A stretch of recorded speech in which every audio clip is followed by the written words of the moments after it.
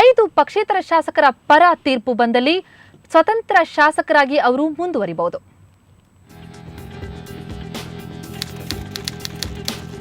Congress JDS ಜೊತೆ ಕೈಜೋಡಿಸಿದ್ರೂ ಅಪಾಯ ಇಲ್ಲ. ಬಿಜೆಪಿ ಸರ್ಕಾರಕ್ಕೂ ಕೂಡ ಸಮಸ್ಯೆ ಇಲ್ಲ.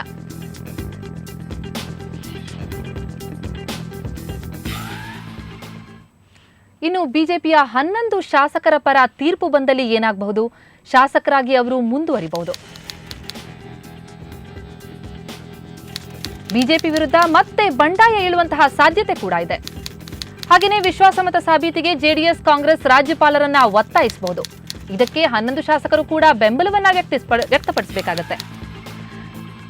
ಯಾಚಿಸಿದರೆ ಬಿಜೆಪಿ ಶಾಸಕರಿಗೆ ವಿಪ್ ಉಲ್ಲಂಘಿಸಿದರೆ ಗೈರು ಹಾಜರಾದರೆ 11 ಶಾಸಕರು ಮತ್ತೆ ಅನರ್ಹ. ಸರ್ಕಾರದ ಉಳಿವಿಗೆ ಸಮಸ್ಯೆ ಇಲ್ಲ. 11 ಶಾಸಕರ ಅಗ್ರಹ ನಾಯಕತ್ವದ ವಿರುದ್ಧ ಬಿಜೆಪಿ ವಿರುದ್ಧ ಅಲ್ಲ, ಇದು ನಾಯಕತ್ವದ ವಿರುದ್ಧ ಮಾತ್ರ 11 ಶಾಸಕರು ವಿರುದ್ಧ ಹೋಗಿದ್ದು.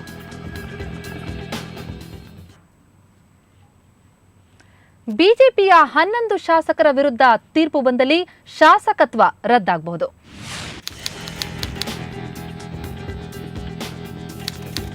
ಪಕ್ಷೇತರ ನಿಷೇಧ ಕಾಯ್ದೆ ಪ್ರಕಾರ 6 ವರ್ಷ ಚುನಾವಣೆಗೆ ಸ್ಪರ್ಧೆ ಇಲ್ಲ. ಇನ್ನು 11 ಕ್ಷೇತ್ರಗಳಿಗೆ ಮತ್ತೆ ಚುನಾವಣೆಯಾಗಬಹುದು.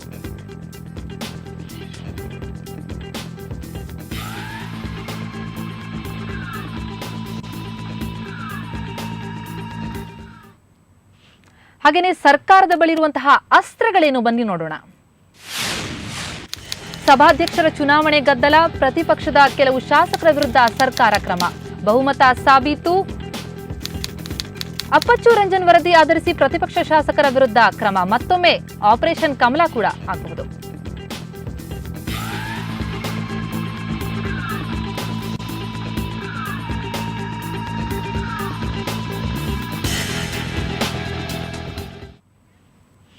ಈ ಬಗ್ಗೆ ಹೆಚ್ಚಿನ ಮಾಹಿತಿನ ಕೊಡ್ಲಿಕ್ಕೆ ಜಯಪ್ರಕಾಶ್ ಶೆಟ್ಟಿ ಅವರು ಈಗ ನಮ್ಮೊಂದಿಗೆ ಸಂಪರ್ಕದಲ್ಲಿದ್ದಾರೆ.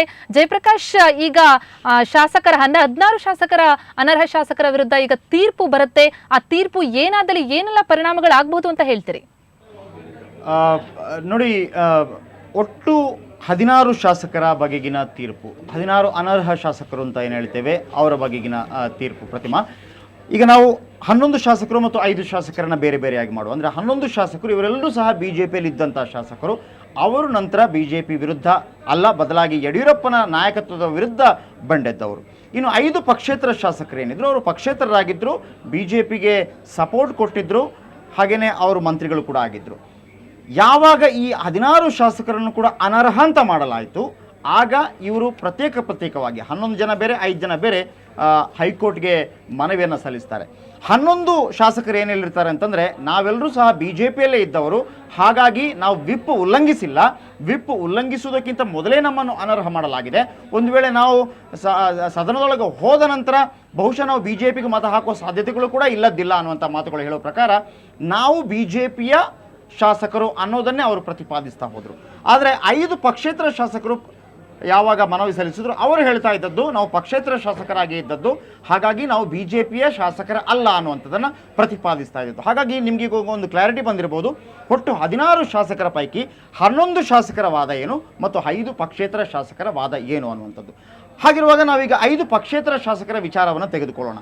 ಒಂದು ವೇಳೆ ಪಕ್ಷೇತರ ಶಾಸಕರನ್ನು ಇವತ್ತು ಅನರ್ಹಗೊಳಿಸಿ ಏನಾದರೂ ತೀರ್ಪು ಬಂದರೆ ಸುಪ್ರೀಂ ಕೋರ್ಟ್ನಲ್ಲಿ, ಅದೊಂದು ಐತಿಹಾಸಿಕ ತೀರ್ಪಾಗುತ್ತೆ. ಯಾಕೆಂತಂದರೆ ಮುಂದಿನ ದಿನಗಳಲ್ಲಿ ಓರ್ವ ಪಕ್ಷೇತರ ಶಾಸಕ ಕೂಡ ಏನಾದರೂ ಸರ್ಕಾರಕ್ಕೆ ಬೆಂಬಲ ಕೊಟ್ಟು ಏನಾದರೂ ಬಂಡಾಯ ಹೇಳುವಂಥ ಸಂದರ್ಭದಲ್ಲಿ ಈ ತೀರ್ಪನ್ನು ಮುಂದೆ ರೆಫರ್ ಮಾಡುವಂಥ ಸಾಧ್ಯತೆಗಳು ಕೂಡ ಬಹಳಷ್ಟು ಸಾಧ್ಯತೆ ಇದೆ. ಹಾಗೆಯೇ ಅವರ ವಿರುದ್ಧ ತೀರ್ಪು ಬಂದರೆ ಇನ್ನೊಂದು, ಬಿಜೆಪಿ ಸರ್ಕಾರಕ್ಕೆ ಯಾವುದೇ ರೀತಿಯ ಒಂದು ತೊಂದರೆಗಳಾಗೋದಿಲ್ಲ, ಅದು ಗೆಲುವಾಗುತ್ತೆ. ಹಾಗೆಯೇ ಆ ಕ್ಷೇತ್ರಗಳಲ್ಲಿ 6 ತಿಂಗಳ ಒಳಗಾಗಿ ಚುನಾವಣೆ ನಡೆಯಬೇಕಾಗುತ್ತೆ. ಈಗಾಗಲೇ 7 ತಿಂಗಳು ಕಳೆದು ಹೋಗಿದೆ, ಅಲ್ಲಿ ಶಾಸಕರಿಲ್ಲದೆ. ಆದರೆ ಅದು ಕೋರ್ಟಲ್ಲಿದ್ದ ಕಾರಣದಿಂದಾಗಿ ಏನು ಮಾಡಲಿಕ್ಕಾಗಲಿಲ್ಲ. ಹಾಗಾಗಿ ತೀರ್ಪು ಬಂದ ಕೂಡಲೇ 6 ತಿಂಗಳ ಒಳಗಾಗಿ ಅಲ್ಲಿ ಚುನಾವಣೆಗಳು ನಡೆಯಬೇಕಾಗತ್ತೆ. ಹಾಗೆಯೇ ಭಿನ್ನಮತೀಯರು ಮತ್ತು ಪಕ್ಷೇತರ ಶಾಸಕರಿಗೆ ಇದು ಎಚ್ಚರಿಕೆಯ ಸಂದೇಶವಾಗುತ್ತೆ. ಸರಿ, ಹಾಗಿದ್ರೆ ಇದು ವಿರುದ್ಧವಾಗಿ 5 ಪಕ್ಷೇತರ ಬಗ್ಗೆ ಬಂತು ಅಂತ ಇಟ್ಕೊಳ್ಳೋಣ. ಆದರೆ ಪಕ್ಷೇತರ ಪರವಾಗಿ ಬಂತು ತೀರ್ಪು, ಪಕ್ಷೇತರರು ಅಲ್ಲಿ ಅನರ್ಹಗೊಳ್ಳೋದಿಲ್ಲ ಅಂತ ಆದರೆ ಏನಾಗುತ್ತೆ ಅನ್ನುವಂಥದ್ದು. ಪಕ್ಷೇತರ ಶಾಸಕರು ಸ್ವತಂತ್ರ ಶಾಸಕರಾಗಿ ವಿಧಾನಸಭೆಯಲ್ಲಿ ಮುಂದುವರಿತಾರೆ. ಅವರು ಕಾಂಗ್ರೆಸ್ ಅಥವಾ JDS ಜೊತೆ ಅಥವಾ ಯಾರ ಜೊತೆ ಬೇಕಿದ್ರೂ ಕೈ ಜೋಡಿಸ್ಬೋದು. ಆದರೆ ಅವರು ಕೈ ಜೋಡಿಸಿದರೆ ಸರ್ಕಾರಕ್ಕೆ ಅಪಾಯ ಇದೆಯಾ? ಅಪಾಯ ಇಲ್ಲ ಸದ್ಯದ ಮಟ್ಟಿಗೆ. ಕಾರಣ ಒಟ್ಟು ಸದಸ್ಯ ಬಲ BJP ವಿಧಾನಸಭೆಯಲ್ಲಿ 224 ಪ್ರತಿಮಾ. 16 ಜನರು ಅನರ್ಹಗೊಂಡ ನಂತರ ಅಲ್ಲಿಗೆ ಉಳಿದದ್ದು 204. ಸೊ 204ರ ಜೊತೆಗೆ ಇವತ್ತು ಬಂದ ಒಂದು ಸ್ಪಷ್ಟ ಸಂದೇಶದ ಪ್ರಕಾರ ಅಂದರೆ 3 ಜನ ಗೆದ್ದಿದ್ದಾರೆ, ಅದು ಅವರೆಲ್ಲರೂ ಕೂಡ BJPಗೆ ಇದ್ರೂ ಸಹ 204 + 3 207 ಸದಸ್ಯ ಬಲ ಆಗುತ್ತೆ. 207 ಸದಸ್ಯ ಬಲ ಅಂತಂದರೆ ಅದರ ಅರ್ಧಕ್ಕಿಂತ ಒಂದು ಜಾಸ್ತಿ ಅಂದರೆ 207 ಅಂತಂದರೆ 104 ಬಂದವರು ಬಹುಮತ ಸಾಬೀತು ಮಾಡ್ದಂಗೆ ಆಗುತ್ತೆ, ಬಹುಮತ ಇದ್ದಾಗ ಆಗುತ್ತೆ. ಹಾಗಿದ್ರೆ BJP ಬಳಿ 104 ಇರತ್ತಾ? 204 + 204 ಈಗಿರುವಂಥದ್ದು +3 ಇವತ್ತು ಗೆದ್ದಂಥದ್ದು. ಈ ಪಕ್ಷೇತರ ಶಾಸಕರು 5 ಅಂತ ಇಟ್ಕೊಳ್ಳಿ. 204 + 3 + 5 212 ಅಂದರೆ 107 ಬರಬೇಕಾಗತ್ತೆ BJP ಏನು ಬಹುಮತ ಸಾಬೀತುಪಡಿಸುವುದಕ್ಕೆ. ಆದರೆ ಕಾಂಗ್ರೆಸ್ ಮತ್ತು JDSನ ಎರಡೂ ಸದಸ್ಯರು ಸೇರಿದ್ರು ಸಹ ಅಲ್ಲಿ ಒಟ್ಟು ಬರುವ ಸಂಖ್ಯೆ 98 + ಇವರ 5 ಜನ ಅಂತ ಇಟ್ಕೊಳ್ಳಿ, 103 ಬರುತ್ತೆ. ಅಲ್ಲಿ ಬಹುಮತಕ್ಕೆ ಬೇಕಿರೋದೆಷ್ಟು? 106 ಬೇಕಾಗತ್ತೆ. ಸೊ ಹಾಗಿರುವಾಗ ಯಾವುದೇ ರೀತಿಯ ಅಪಾಯಗಳು ಉಂಟಾಗೋದಿಲ್ಲ. ಓಕೆ, ಅಂದ್ರೆ ಒಟ್ಟಿನಲ್ಲಿ ನೀವು ಹೇಳೋ ಪ್ರಕಾರ ಜಯಪ್ರಕಾಶ್, ಈ ಅನರ್ಹ ಶಾಸಕರು ಇವರೇನಿದ್ದಾರೆ ಪಕ್ಷೇತರ ಶಾಸಕರ ವಿರುದ್ಧ ಆಗ್ಲಿ ಪರವಾಗ್ಲಿ ಬಂದಲ್ಲಿ ಒಂದ್ ರೀತಿಯಲ್ಲಿ ಅವರ ವಿರುದ್ಧ ತೀರ್ಪು ಬಂದಲ್ಲಿ CMಗೆ ಒಂದ್ ರೀತಿಯಲ್ಲಿ ಜಯ ಅಂತ ಹೇಳ್ಬಹುದು. ಆದ್ರೆ ಪರವಾಗಿ ತೀರ್ಪು ಬಂದಲ್ಲಿ ಅವರ ಪಾಲಿಗೆ ಒಂದು ಮಟ್ಟಿಗೆ ಸಮಾಧಾನ ಅಂತ ಹೇಳ್ಬೋದು, ಬಿಟ್ರೆ ಯಾವುದೇ ರೀತಿಯಲ್ಲಿ ಸರ್ಕಾರಕ್ಕೆ ಅಪಾಯ ಉಂಟಾಗೋದಿಲ್ಲ. ಅಲ್ಲಿ ಯಾವುದೇ ಹೆದರುವಂತ ಸಾಧ್ಯತೆಗಳಿಲ್ಲ. ಹಾಗಿದ್ರೆ 11 ಶಾಸಕರ ಪರವಾಗಿ ತೀರ್ಪು ಬಂದ್ರೆ ಏನಾಗುತ್ತೆ? ಈಗ 11 ಶಾಸಕರು ಮತ್ತು 5 ಪಕ್ಷೇತರು ಎಲ್ಲರ ಪರವಾಗಿ ತೀರ್ಪು ಬಂದು ನಿಂತ್ಕೊಳ್ಳಿ. ಏನು 5 ತೀರ್ಪು ಅಂತಂದ್ರೆ 11 ಶಾಸಕರ ಪರವಾಗಿ ತೀರ್ಪು ಬಂತು ಅಂತಂದ್ರೆ ಏನು? ಅವರು BJP ಶಾಸಕರು ಅಂತ ಅರ್ಥ. ಆದ್ರೆ ಅವರು ವಾದ ಮಾಡ್ತಾ ಇದ್ದು ನಾವು BJP ಶಾಸಕರು. ಹಾಗಿರುವಾಗ ಅವರೆಲ್ಲರೂ ಸಹ BJP ಶಾಸಕರಾಗ್ತಾರೆ. ಹಾಗಿರುವಾಗ ಏನಾಗುತ್ತೆ? ಅವರು ಶಾಸಕರಾಗಿ ಮುಂದುವರಿಬಹುದು. ಅವರು ಮತ್ತೊಮ್ಮೆ BJP ವಿರುದ್ಧ ಬಂಡಾಯ ಸಾರೋದಕ್ಕೆ ಸಾಧ್ಯತೆ ಇದೆ. ಹೇಗೆ ಸಾಧ್ಯತೆ ಇದೆ ಅಂತಂದ್ರೆ ಸರ್ಕಾರಕ್ಕೆ ಏನಾದರೂ ಅಪಾಯ ತಂದಿರುವ ಸಾಧ್ಯತೆ ಇದೆಯಾ ಅನ್ನೋದು ಪರಿಶೀಲನೆ ಆಗುತ್ತೆ. ಅಂದರೆ ಆ ಸಂದರ್ಭದಲ್ಲಿ ವಿಶ್ವಾಸಮತ ಸಾಬೀತು ಮಾಡಬೇಕು ಅಂತ ಏನಾದರೂ ಬಂದರೆ ಇವರಾಗಿ ಹೋಗಿ ಹೇಳೋಕ್ಕಾಗೋದಿಲ್ಲ. ಕಾಂಗ್ರೆಸ್ ಮತ್ತು JDS ಯಾರಾದರೂ ಹೋಗಿ ರಾಜ್ಯಪಾಲರನ್ನ ಒತ್ತಾಯಿಸಬೇಕಾಗತ್ತೆ. ಈ 16 ಅಥವಾ 11 ಶಾಸಕರು ನಮ್ಮ ಜೊತೆ ಇದ್ದಾರೆ, ನಮಗೆ ಬೆಂಬಲ ಕೊಟ್ಟಿದ್ದಾರೆ, ಮತ್ತೊಮ್ಮೆ ವಿಶ್ವಾಸಮತ ಯಾಚನೆ ಮಾಡಿ ಅನ್ನುವಂಥದ್ದನ್ನ ಆಗ ಹೇಳಬೇಕಾಗತ್ತೆ. ಅಂದ್ರೆ ಮತ್ತೆ ರಾಜಕೀಯ ಡೊಂಬರಾಟ ಆರಂಭ ಆಗುವಂತಹ ಸಂಭವ ಇದೆ. ಒಂದು ಸಾಧ್ಯತೆಗಳಷ್ಟೇ. ಆದರೆ ಈಗ ಯಾವಾಗ ಸುಪ್ರೀಂ ಕೋರ್ಟ್ ಒಂದು ವೇಳೆ ಇವರು ಅವರ ಪರವಾಗಿ ತೀರ್ಪು ಕೊಟ್ಟರೆ, ಅಂದರೆ ಅವರು BJP ಪರ ಅನ್ನೋದು ಬಂದರೆ, ನೆಕ್ಸ್ಟ್ ವಿಶ್ವಾಸಮತ ಯಾಚನೆ ವೇಳೆ BJP ಅವರಿಗೆ ವಿಪ್ ನೀಡುತ್ತೆ. ಪ್ರತಿಮಾ ವಿಪ್ ನೀಡುತ್ತೆ. ವಿಪ್ಪನ್ನು ಉಲ್ಲಂಘಿಸುವ ಹಾಗಿಲ್ಲ. ಯಾಕಂದರೆ ಮೊನ್ನೆ ಕೂಡ ಅವರು ಅನರ್ಹ ಆಗಿದ್ದು ವಿಪ್ ಉಲ್ಲಂಘಿಸಿ ಅಲ್ಲ, ಅದಕ್ಕಿಂತ ಮೊದಲೇ ಅನರ್ಹ ಆಗಿದ್ರು. ವಿಪ್ ಉಲ್ಲಂಘನೆ ಆದರೆ ಮತ್ತೊಮ್ಮೆ ಅನರ್ಹ ಆಗ್ತಾರೆ. ಒಮ್ಮೆ ಅನರ್ಹ ಅಂತ ಅದು ಏನಾದರೂ ಡಿಸೈಡ್ ಮಾಡಿದರೆ ಸುಪ್ರೀಂ ಕೋರ್ಟ್, ಪಕ್ಷಾಂತರ ನಿಷೇಧ ಕಾಯ್ದೆ ಪ್ರಕಾರ ಅವರು 6 ವರ್ಷಗಳ ಕಾಲ ಚುನಾವಣೆಯಲ್ಲಿ ನಿಲ್ಲುವ ಹಾಗಿಲ್ಲ. ನಿಮ್ಗೆ ಗೊತ್ತಿರಲಿ 6 ವರ್ಷಗಳನ್ನು ಯಾಕೆ ಫಿಕ್ಸ್ ಮಾಡಿದ್ದಾರೆ ಅನ್ನುವಂಥದ್ದು.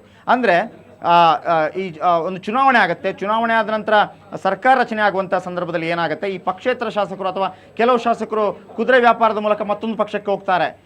ಆಗ ಅವರು ಅನರ್ಹಗೊಂಡ್ರೆ ಅವ್ರು ನೆಕ್ಸ್ಟ್ 5 ವರ್ಷ ತನಕ ಕಾಯಬೇಕಾಗತ್ತೆ. 6 ವರ್ಷ ಮಾಡಿದರೆ ಏನಾಗುತ್ತೆ ಅಂದರೆ ನೆಕ್ಸ್ಟ್ 6 ವರ್ಷಕ್ಕಾದ್ರೂ ಮತ್ತೊಂದು ಚುನಾವಣೆ ಹೊರಟೋಗುತ್ತೆ. ಅಂದರೆ 2 ಚುನಾವಣೆ ತಪ್ಪು ಹೋಗುತ್ತೆ. 6 ವರ್ಷ ಅಂತ ಹೇಳಿದ್ರು ಅವರು 10 ವರ್ಷಗಳ ಕಾಲ ಚುನಾವಣೆಯನ್ನು ಎದುರಿಸೋಕ್ಕಾಗೋದಿಲ್ಲ. ಸೊ ಓಕೆ, ಹಾಗಿದ್ರೆ ಏನಾಗುತ್ತೆ ಅನ್ನುವಂಥದ್ದು. ಓಕೆ, ಅವ್ರು ಹೇಳಿದರು ಕಾಂಗ್ರೆಸ್ ಮತ್ತು BJP ಜೊತೆ ನಾವು ಬರ್ತೀವಿ ಅಂತ ಹೇಳಿದರು. ಆಗ BJP ಏನು ಮಾಡುತ್ತೆ? ವಿಪ್ ವಿಧಿಸುತ್ತೆ. ವಿಪ್ ಉಲ್ಲಂಘನೆ ಆದರೆ ಏನಾಗುತ್ತೆ? ಮತ್ತೆ ಅನರ್ಹ ಆಗ್ತಾರೆ. ಇಷ್ಟೆಲ್ಲ ಪೇಚ್ ಅನುಭವಿಸಿದ್ದಾರೆ 11 ಶಾಸಕರು. ಇಷ್ಟೆಲ್ಲ ಹೈಕೋರ್ಟ್ಗೆ ಹೋದ್ರು, ಸುಪ್ರೀಂ ಕೋರ್ಟ್ಗೆ ಹೋದ್ರು, ಹತ್ರು. ಈಗ ಅವರು ಮತ್ತೆ ಈ ಒಂದು ರಿಸ್ಕ್ ತಗೊಳ್ಳೋಕೆ ರೆಡಿ ಇದ್ದಾರಾ? ಸದ್ಯದ ಮಟ್ಟಿಗೆ ರೆಡಿ ಇಲ್ಲ.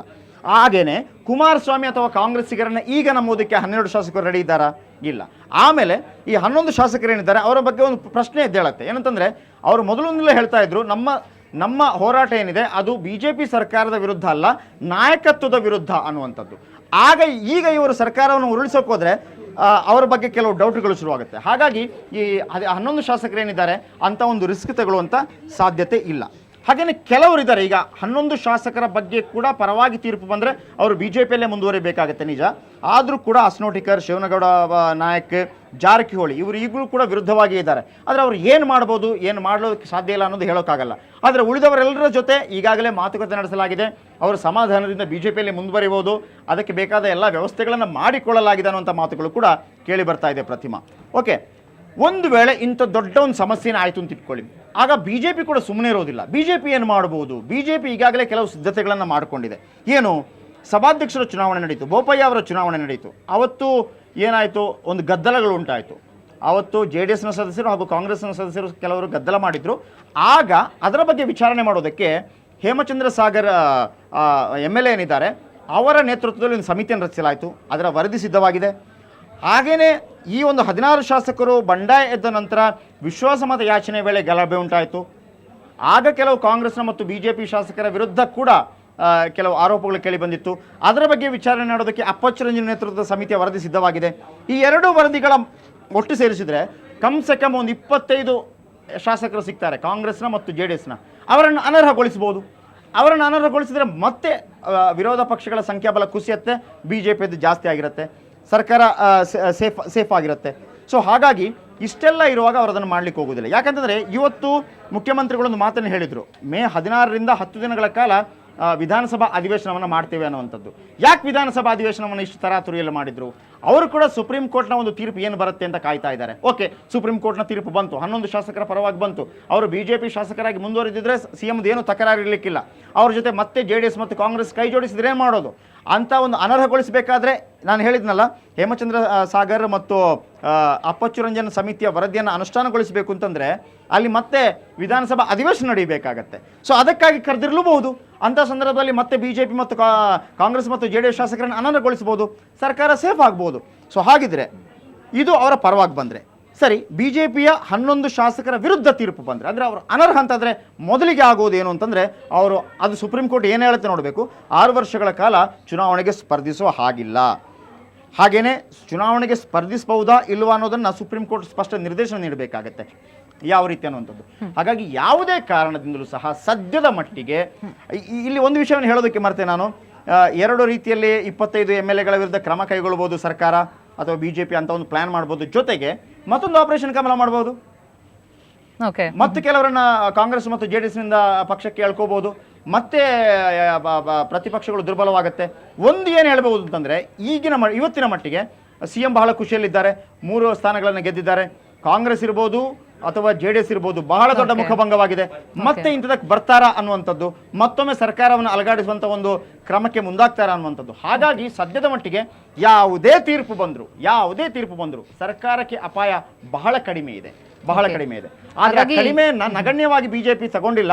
ಅದಕ್ಕೆ ಬೇಕಾದ ಎಲ್ಲ ಸಿದ್ಧತೆಗಳನ್ನು ಕೈಗೊಂಡಿದೆ. ಒಂದು ವೇಳೆ ವಿರುದ್ಧ ತೀರ್ಪು ಬಂದರೆ 6 ತಿಂಗಳೊಳಗಾಗಿ ಅಲ್ಲಿ ಚುನಾವಣೆ ನಡೆಯುತ್ತೆ. ಪ್ರತಿಮಾ. ಓಕೆ ಜಯಪ್ರಕಾಶ್, ತಮ್ಮೆಲ್ಲ ಮಾಹಿತಿಗೆ ಧನ್ಯವಾದಗಳು. ಒಟ್ಟಿನಲ್ಲಿ ಅನರ್ಹರ ಹಣೆಬರಹ ಇನ್ನೇನು ಪ್ರಕಟವಾಗುತ್ತೆ, ಹಣೆಬರಹ ಏನು ಅನ್ನೋದು ಗೊತ್ತಾಗುತ್ತೆ.